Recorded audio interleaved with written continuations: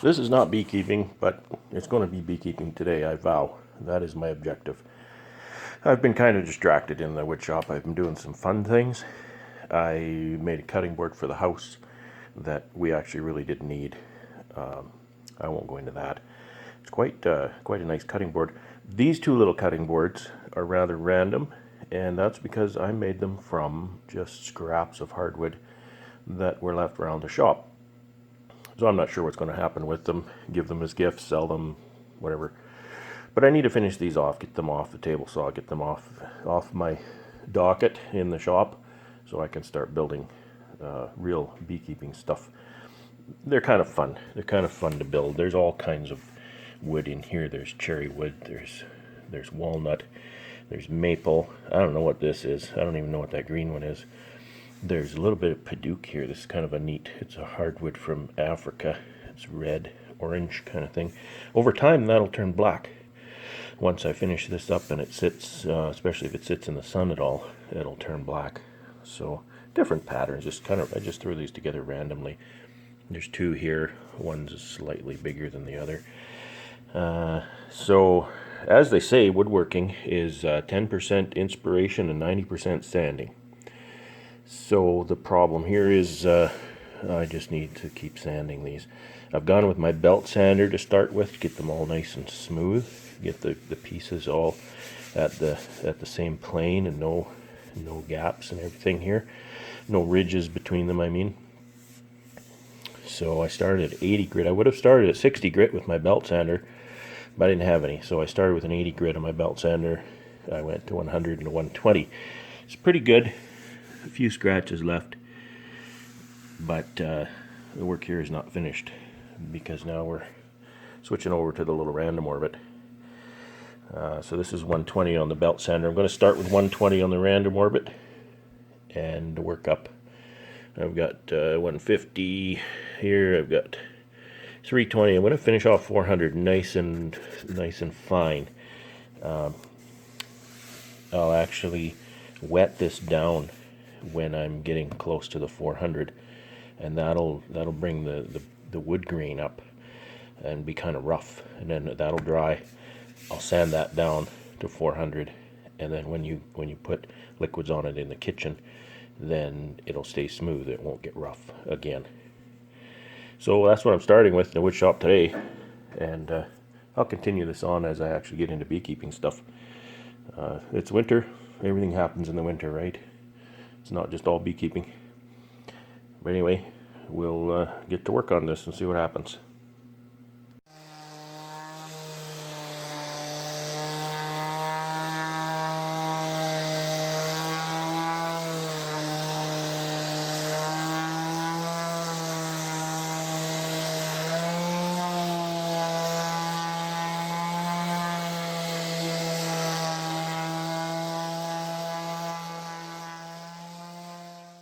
Here's kind of one of the fun parts of this. These look pretty good. Now, I've sanded these, as I mentioned, to 400 grit. And now I'm going to wipe it with this damp cloth.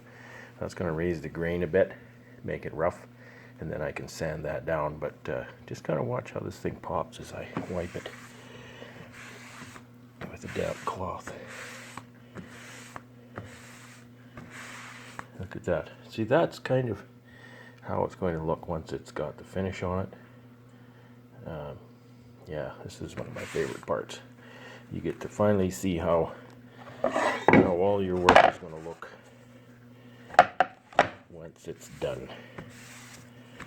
Get that finish on there, bring up the colors in the hardwood. See how that padauk and that whatever that green stuff is. That looks like maybe it isn't a hardwood, but that very much is a hardwood. Maple. And that's whatever that is. That dark stuff. The names sometimes escape me. But anyway, this is gonna see. I can definitely feel how that's rough now. And my little sander here still got the 400 grit in it. I've got to pick this up and do the sides when I've got two hands.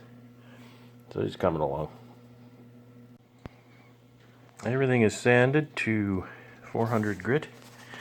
I've used my router to put a small round over on all of the edges. I've also just used it to put a finger grab cove on each cutting board. Here's the cove bit that I used. And now I just need to sand this smooth, and then I'm ready for a finish. Here's what I think is the most fun part of this process. It's fun because you're almost done, but it's fun because you once again get to see kind of the finished product. You get to see how it's going to look. So what we do here is we saturate it with mineral oil.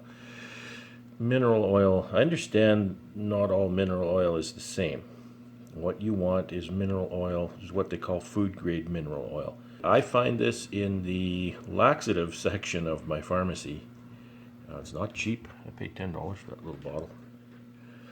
I don't know where I could buy it in larger quantities, a better price, but that's where I got that from anyway. So anyway, that oil is food grade, and it's not going to go rancid like vegetable oil might.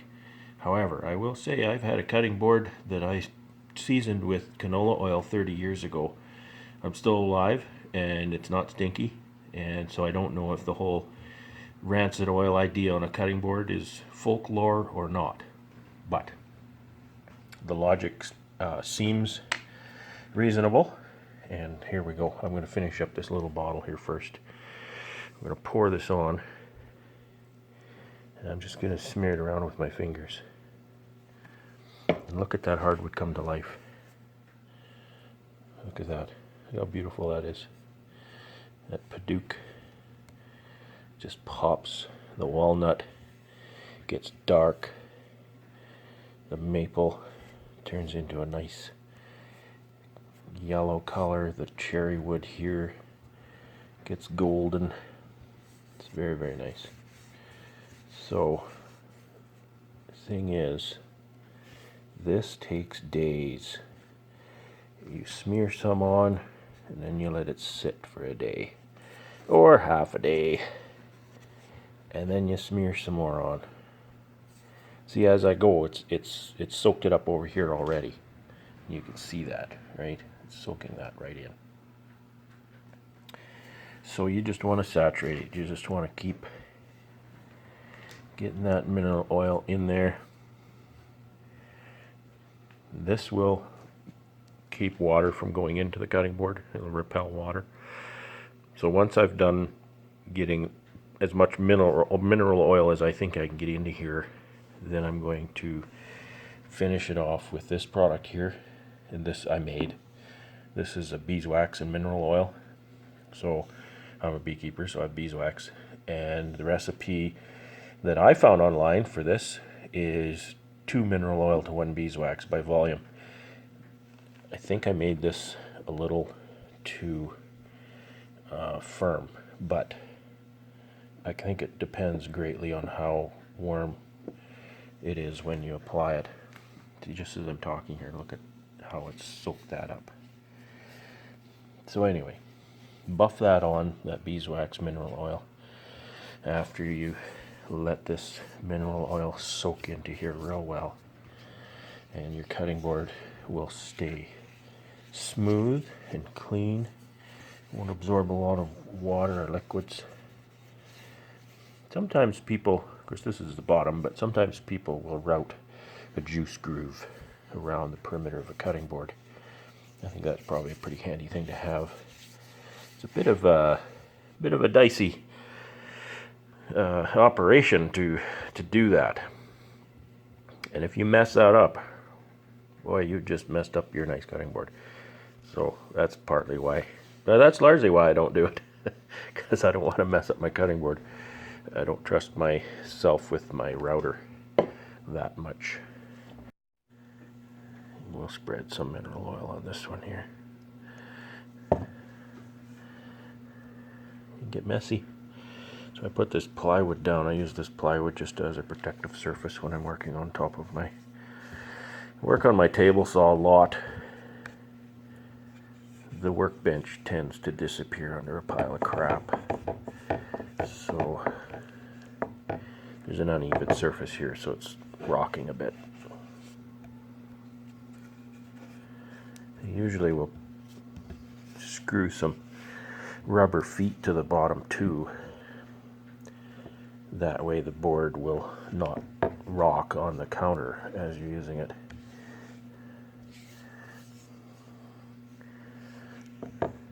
Because they don't flex. Boy, I tell you, these are hard. This is like a rock now.